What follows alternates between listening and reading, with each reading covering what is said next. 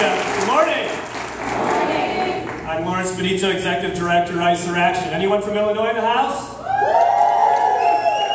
It's my privilege to welcome and introduce Senator Bernie Sanders today. Millions of Americans are struggling today to make ends meet. They struggle and scrap and fight to put food on the table for their families. They pray for good health because they're one medical bill away or one missed workday from going under, from losing even the crappy job that keeps the rent paid most months. This is happening while most of the well-off are getting richer and more powerful. Senator Sanders has done more than anyone in America to put the issue of inequality at the center of the debate in American politics. And truthfully, as a guy from Chicago, I appreciate the way that he's been speaking truth to power and going after the influence of big money. We in this room are immigrants or the children of immigrants, people who came to America, like many generations before us, to build a better life for our families. And we come from communities and neighborhoods where you have a better chance of being pulled over by racial profiling than finding a good job with benefits. Where dirty air gives our kids asthma. Where rigged rules strip our communities of wealth. As immigrants, we live firsthand the inequality that Senator Sanders is talking about. And as a movement, as community organizers, we know Bernie is right when he says it's going to take organized people to beat organized money. And so, my brothers and sisters, please join me today in welcoming Senator Bernie Sanders to the stage.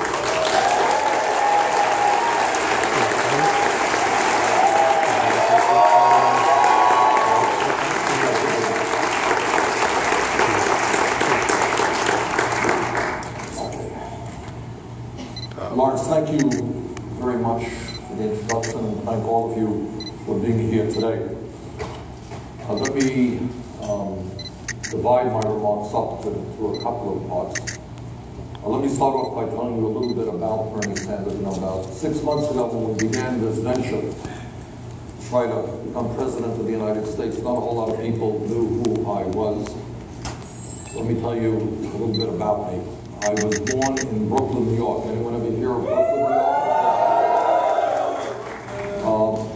And my dad was an immigrant. So when we talk about the immigrant experience, I know a little bit about that.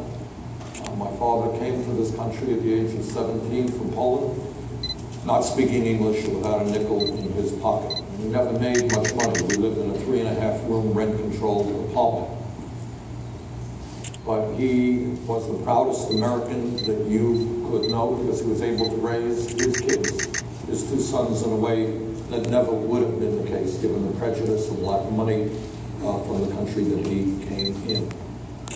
Now, what I have been trying to do in this campaign is to say to the American people, this is not just voting for a president. Yes, I do want you to vote for Bernie Sanders for president. But it is a lot more than that. That's what Lawrence was just talking about. We are living in a country today which has a rigged economy.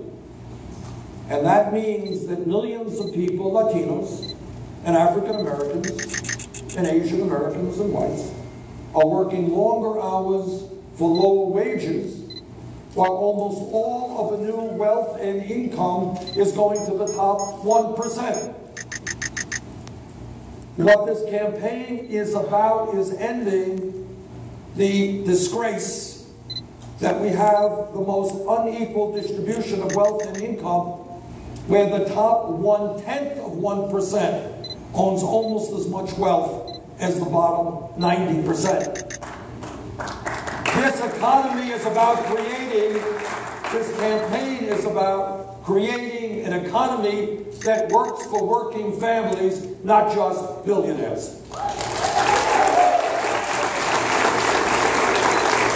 And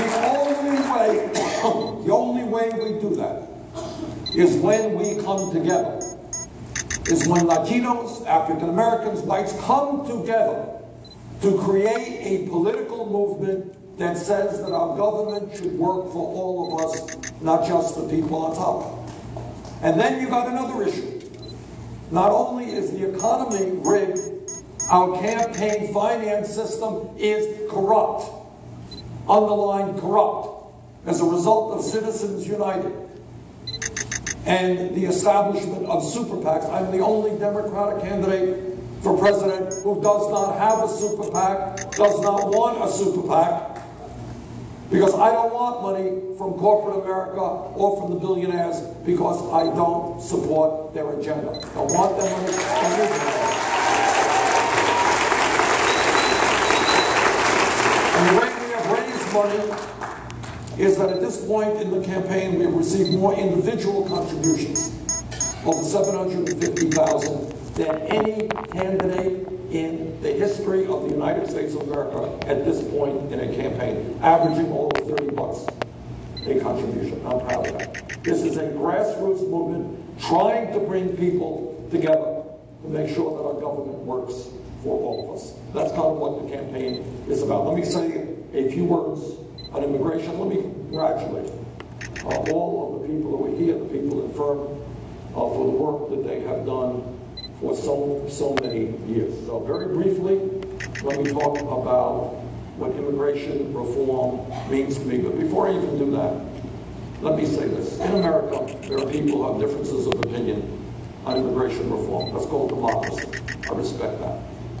But what I do not respect are people like Donald Trump, who are appealing to racism and xenophobia to win votes. That is unacceptable.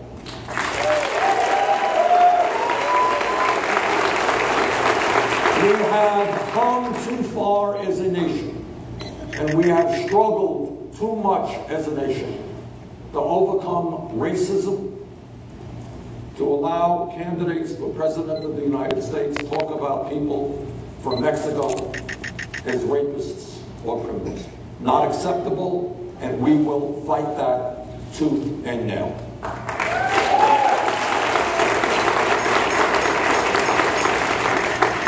Now, in terms of some of the ideas that I bring to this campaign in terms of immigration reform, obviously, it goes without saying that this country needs comprehensive immigration reform.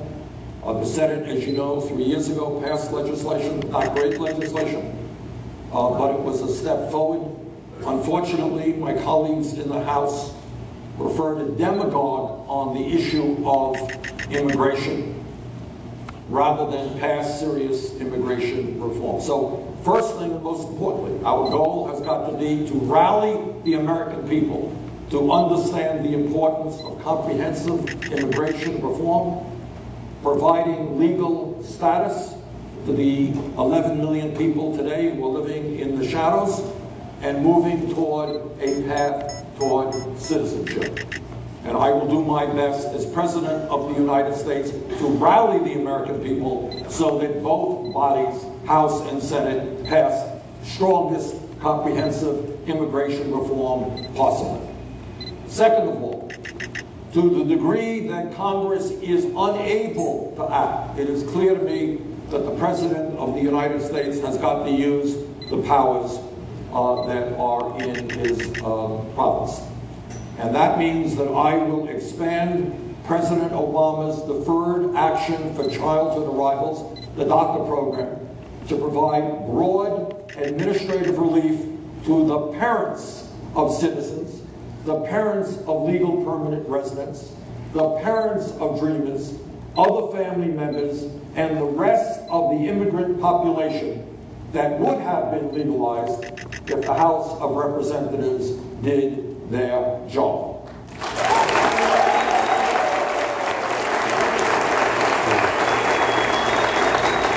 The growth of the immigrant detention, deportation machine, and the expansion of border militarization has perpetuated unjust policies and resulted in the separation of hundreds of thousands of immigrant families.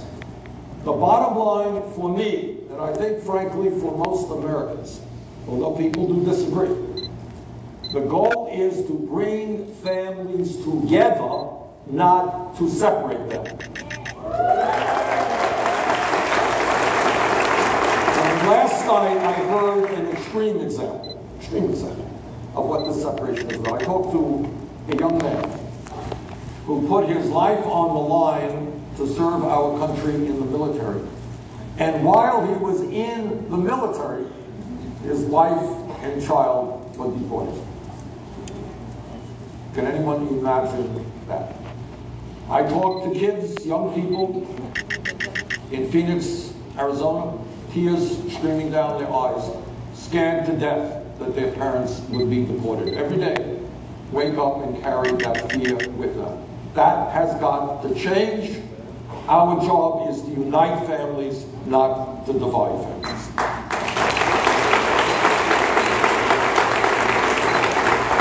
Further, I will direct immigration officers to immediately stop initiating deportations against those eligible for relief.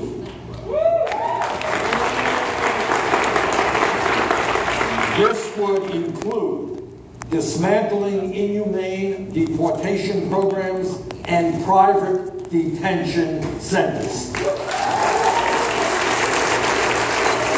And let me say a word on that. You may or may not know that several months ago I introduced legislation which takes private companies out of the business of running deportation centers and running jails. Companies should not be making profits by incarcerating people in this country. Further, in my view, criminalizing an undocumented parent for re-entering the country after being separated from his or her child, not having a driver's license, or having a forged document should not be an excuse to deny a pathway to citizenship.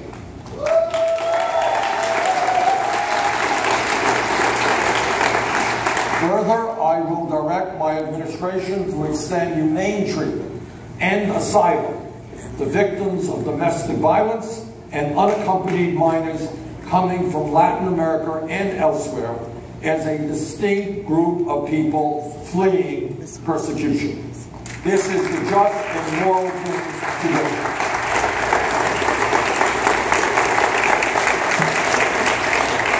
Further, the current immigration system, as is the case in so many other areas, discriminates against women, and that has got to stop. Women are often the breadwinners of families, but our current immigration policies, in too many cases, treats them as mere dependents. That will change when I'm elected president. Bottom line is that we cannot and must not sweep up millions of men, women, and children, many of whom have been here for years, and throw them out of the country. That may be a value of some right-wing Republicans. That is not an American value. America has always been, for my family and for your families, a haven for the oppressed. We cannot and must not shirk the historic role of the United States as a protector of vulnerable people fleeing persecution. These are just some of the key elements of immigration policy that I will be fighting for. But let me end my remarks before I take questions and comments by reiterating maybe the most important point that I want to make. These are enormously pivotal and difficult times for our country. Establishment politics and establishment economics is not going to do it. If we are going to transform America, if we are going to understand that this country today is the wealthiest country in the history of the world, and that if we stand together as Latinos, as immigrants, as African Americans, as whites, as Asian Americans, that when we stand together, no matter how much money and how much power the billionaire class has, that when we stand together, there is nothing that we cannot accomplish in creating the kind of life our people deserve.